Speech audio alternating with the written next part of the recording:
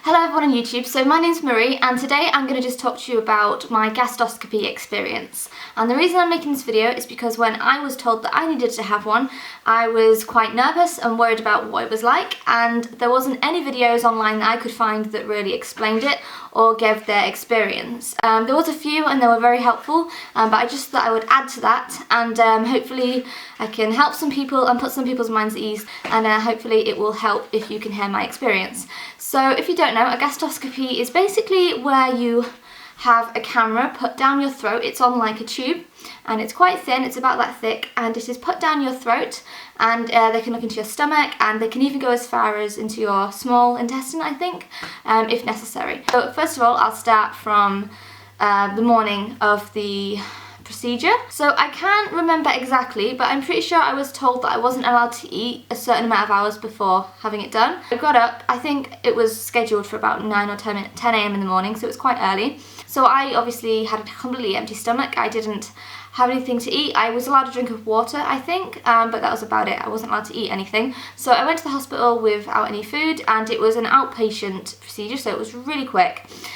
You can choose two options. You can choose to be sedated, or you can choose to just be totally awake during the procedure, and then you can drive yourself home or whatever, just a few minutes later. So it was really relaxed. It is totally outpatient. You're not staying in hospital for any amount of time. I was kind of on the fence. I wasn't sure whether to be sedated or whether to be awake during the procedure. I was quite nervous and quite worried about it, obviously. I decided in the end to be sedated, and I found that if you act really nervous in front of the nurse, they will give you even more sedation to really knock you out, so you don't have to worry about it at all.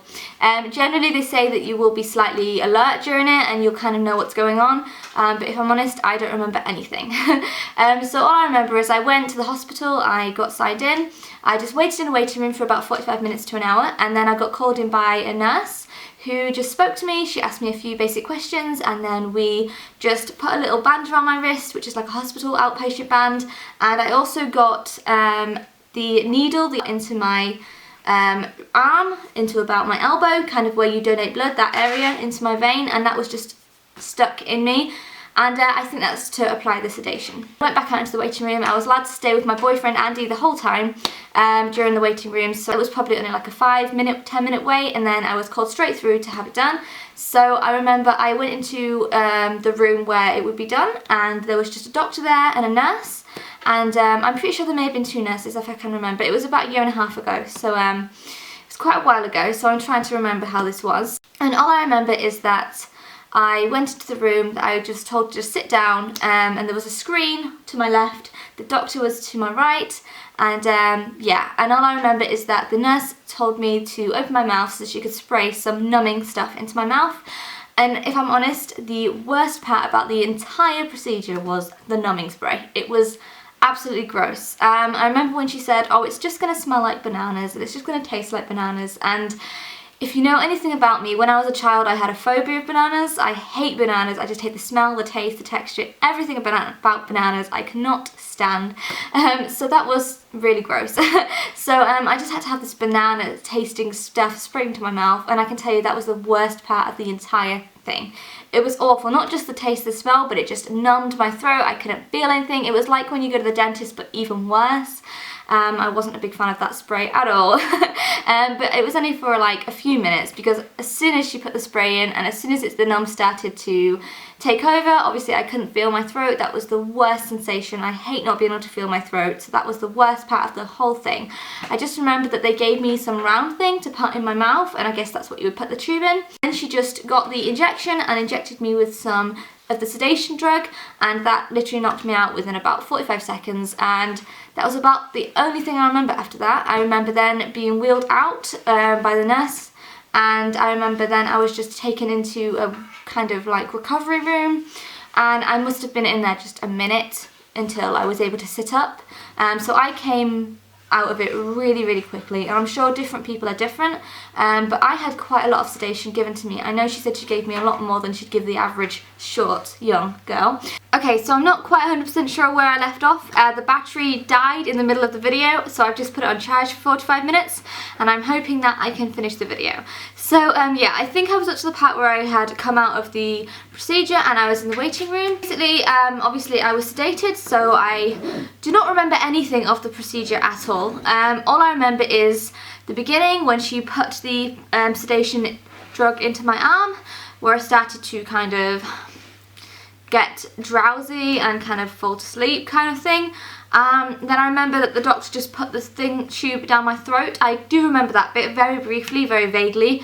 I'm pretty sure during the procedure I was slightly awake. I don't think I was totally out of it during the procedure at all. I just did tell me that regardless of whether you are sedated completely or have very light sedation, you still are very unlikely to remember any of the procedure. So even if it does happen that you have a very light amount of sedation and you are totally alert during the procedure, you're likely not going to remember it anyway, apparently. So I probably was alert during a lot of it, but I just don't remember any of it. All I remember is him putting the camera down my throat. That's about it. I remember odd things. I remember them talking amongst themselves, but it's so vague. I can't remember any of it. It's really relaxed. You don't have to put on any kind of hospital gowns or anything. You can just stay fully clothed. I was just wearing my jeans and my jacket, and that was it. You do not have to wear anything else. You can just wear your regular clothes. You can keep your shoes on. It's really relaxed. So all I remember is just being wheeled out, and then I just remember being put into the patient waiting room. I must have been in that room for not even a minute by the time I was able to sit up. Obviously they were like, you okay to sit up? Because most people like to lay down for about 10 minutes, but I'm one of them people that hates to be like laid down and like, I don't know, like a patient, so I just wanted to be up and going. If you have just the throat spray, obviously you can just leave, walk out the second it's finished. There is absolutely no issues. If you're sedated, obviously they like to give you a bit of time to come around. But I came around so quickly, like within seconds. It really was not long at all. I just said, can I get up? Can I walk around? Can I go to the waiting room and see my boyfriend now? I really don't want to be laid in this bed any longer. So obviously I had to have my boyfriend, who is my partner, come pick me up. And he had to be with me when I signed out so that he could take me home. But to be honest, I was fine. Within 2, 3, 4 minutes of the procedure, I was fine. I was just able to get up. I walked to the sitting room. I got myself a sandwich. I got myself a drink. I think I had a cold drink. Some people had cups of teas. I think they were iffy about me having a cup of tea, if I remember correctly. I'm not sure, maybe because of my age. I think I was 21 at the time of this, by the way, just to clarify. But yeah, so all I remember is I went into the waiting room. I had a sandwich. I had a drink of water. The ironic thing is I had a sandwich with wheat in it, which is one of the things that was causing all of my illnesses, so I was really just defeating the object there, but I didn't know at the time. Usually within 15 to 20 minutes of the procedure, you will be called into a separate room and they will talk to you and tell you your results and stuff. Obviously it's different for everybody, but for me, I went into the room and she just explained to me how it went, what my next step is after this, and what treatment options I should do, if I should go to see my GP, or if I didn't need to at all. She just told me all of that basically. So it was all good. As far as I'm aware, most people were able to talk to someone within 15-20 minutes to find out results or find out what the next step is. So after that I was able to go home. So I didn't actually go home. Me and Andy, we just went for a walk around a shopping centre. So I bought myself some t-shirts, if I remember correctly. I think I bought myself 3 t-shirts, and I just had a little bit of a shopping spree at the local shopping centre. And then I think I went to Cafe Nero and we had a cup of tea at a coffee shop. And then I went to Tesco's and got a bit of food shopping. So as you can tell, no problems at all. I wasn't tired or drowsy, I wasn't dizzy, or I wasn't feeling weird. I was happy to just walk around and get on with life. I'm one of them people who likes to be busy. I like to get things done. I hate to sit around doing nothing. So for me, the best thing to do is just get out. But obviously everyone is different and some people may feel very drowsy. I'm very confident that I would have been perfectly fine to drive. Obviously I wasn't allowed to, I didn't. Andy drove us home, but I'm very confident I could have driven, I could have done anything that I do on a regular basis. I was absolutely fine just to get on with my day basically. Some people say that they suffer from like stomach pains or they're very sore afterwards. I didn't find that at all. I didn't have any pains. Some people say that they feel like they're full of air. Didn't have that problem at all. I do know that they're supposed to blow air into you, but I didn't feel any of that. I felt absolutely normal. In fact, my throat wasn't even hurting, my throat wasn't even sore. The only strange thing that did happen to me was that I kept sneezing continually, like every 10 minutes I'd sneeze. I did ring up the hospital and they told me that's probably just a side effect from the throat spray, that awful throat spray that I hated. But apart from that, like I said, the throat spray was the worst part. So then I just went home and I got on with my day. I was able to eat and it was all good, and that was it, literally. And if I look back now, I would realise that it was not a big deal at all. I would easily have it done again if I had to.